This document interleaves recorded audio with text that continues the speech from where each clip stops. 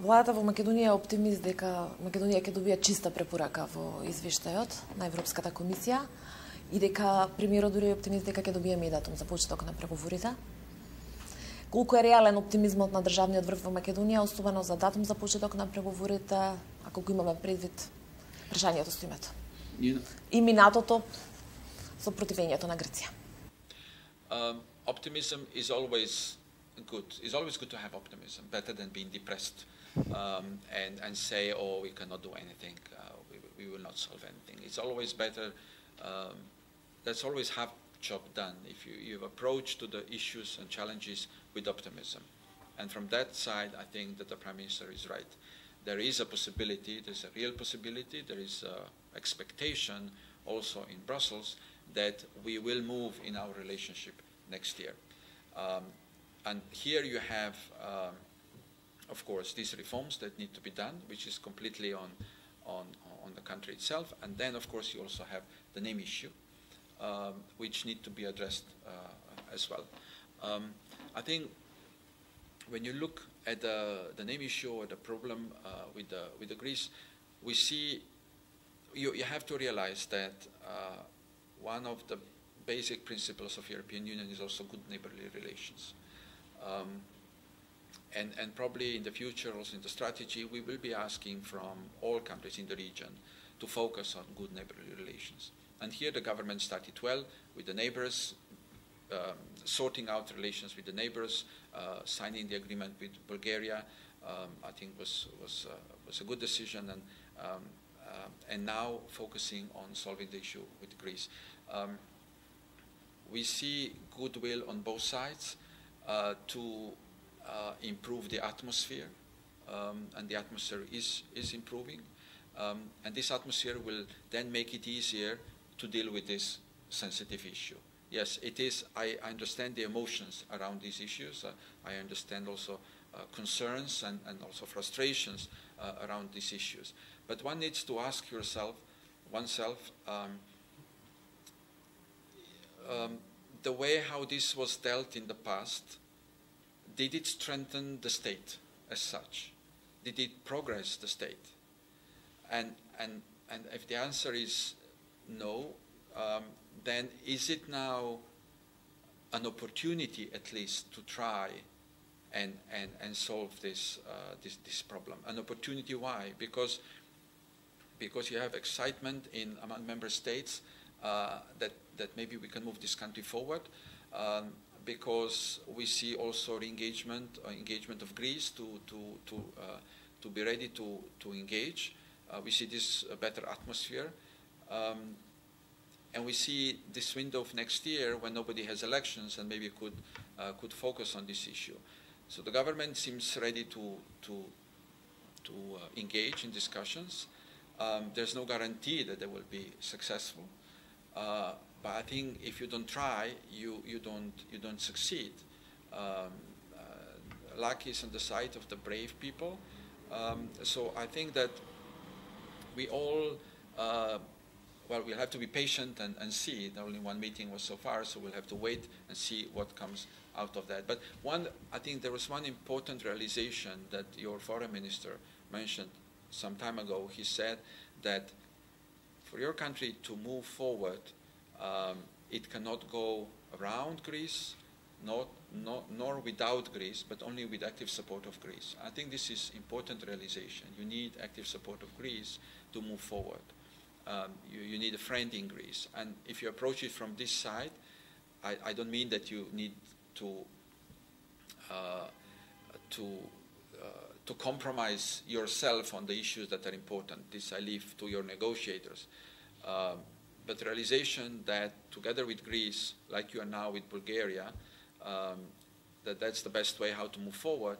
I think that's important realization, and maybe it's a step forward to solving the issue. Колку има можност, сепак почнаа преговорите, има добра волја од двете страни, се интензивираат разговорите со медијаторот и со преговарачите. Колку Европската комисија ќе направи маневар Македонија да добие датум за преговори, без корачно решавање на името, без суштинско решение на крај, без завршен процес, меѓутоа со ongoing процес? I cannot answer this now because it's not for us. I think this will be for the two countries to see where we are. I think we'll cross the bridge when we come to the bridge, Chinese are saying. And I think we are not at the bridge yet. I think the first dialogue started, and we'll have to see how it moves. And member states decide about open negotiations, so in the end all member states will have to decide about it. But I think there is a window of opportunity to really deal with these issues in the next months. It will not be easier to deal with it 2 years from now. Everything is clear. I think everything is more or less on the table. So what it needed is just to take a decision and find a way where both sides would compromise and at the same time be satisfied with the solution. Ви ве вратила на споразумето. Интересно е што последната средба по 3,5 години се одржа во Брисел. Јас барем не памтам до сега сите беа во Њујорк или во земјите, каде што медијаторот се срекаваше со преговарачите. Дали е тоа само случајно или символично најавува поголема вмешаност на Европската комисија во споразумето? I don't know really why it was in Brussels, so I would hope to think that it is a kind of symbolic, not because we want to get involved into this. We are not sitting at the table. The format is the same as it has been all the time, but just to show that Brussels is becoming a real opportunity for the country, it's becoming a real option. And of course that is somehow standing in the way. So I could look at it as a symbolic from a positive point of view, but it doesn't indicate any more involvement of the EU as much as we are involved now, which are that we both sides we encourage to find a solution and to move on. Ви учествувале во процес на седнување на маса на опозицијата и власта во Македонија токму за консензус околу споразумето? For the name issue? Yes. Like a mediators. I hope those times have passed where internationals needed to bring political parties around the table. I hope, and now for the institutions that exist here, to deal with that. Of course, internationals and we as the EU will also be ready to support in whatever way the country would find needed or the parties will find needed.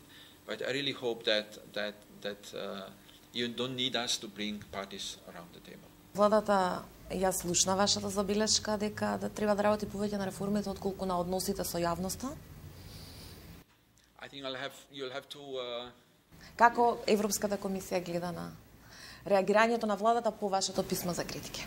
I don't think there was any letter from our side. I know that here in the country there was a lot of talk or certain document that came, but it was not document of the European Union. We never we didn't send any letter, we didn't write any letter or any communication to the government with regard to that. But we have a lot of oral communication, and yes, we do. We try to help the government go the right way because we see and we sense the sincerity of the government to take the right decisions, to deal with the reforms that are needed to move the country forward.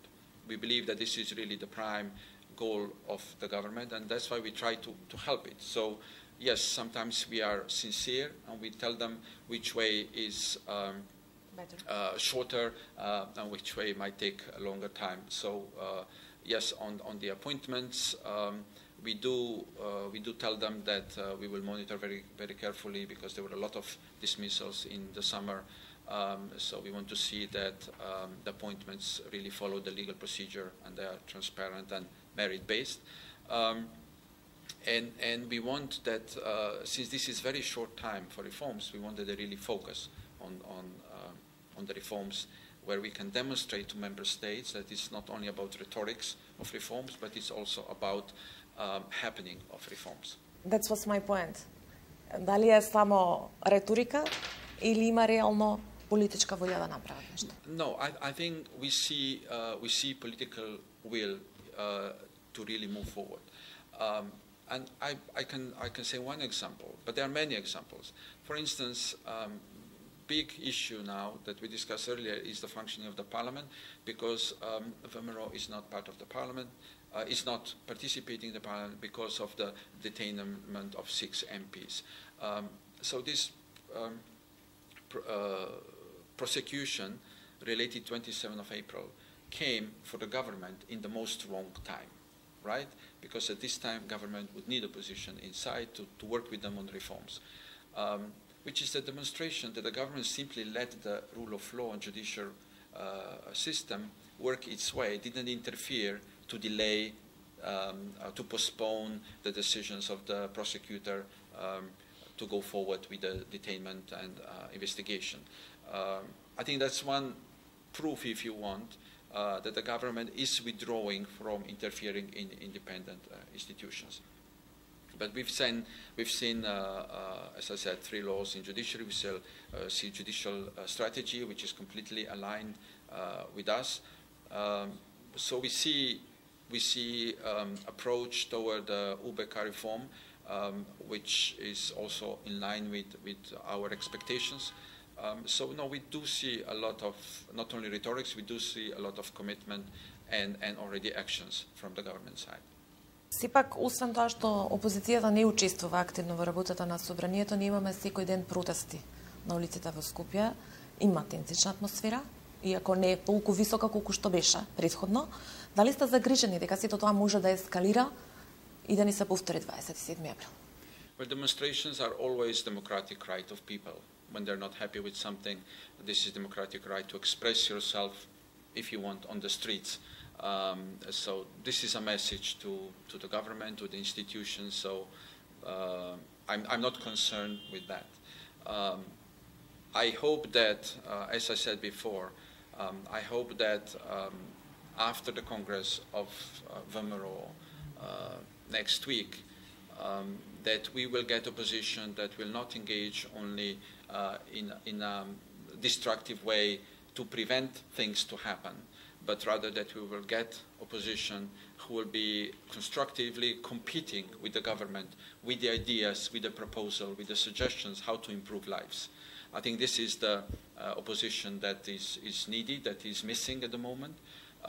So I do hope that we will get the strong VMRO back in the country, in public life, as well as in the assembly. I think that the country, people, the citizens, government, as the SM, if you want, they desperately need strong opposition, because only through constructive dialogue, compromises also from both sides along the way, we will get the best solutions for citizens and for the country.